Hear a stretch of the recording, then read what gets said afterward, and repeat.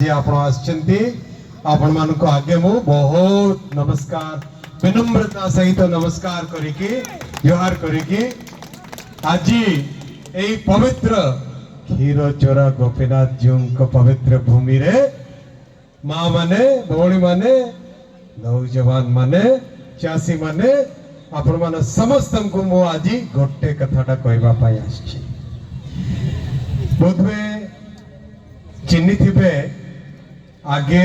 आपणकर बालेश्वर जिल्लापाल भावे सेवा करुथिली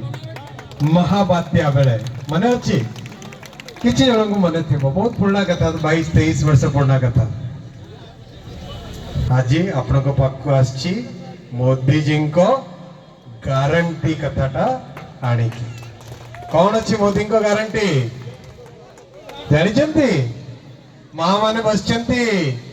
सुभद्रा योजना जानी मां माने सुभद्रा योजना रे 50,000 टंका दिया जेबो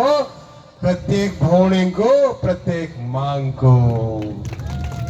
जानी तो यदि जानी ताहले बहुत जोर होळहोळी करिकी मोदी जी को आशीर्वाद देबे तो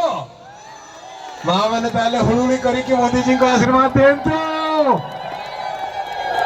मां मैंने हुड़ुड़ी करी कि मोदी जी को आशीर्वाद देंतु भाई माने नौजवान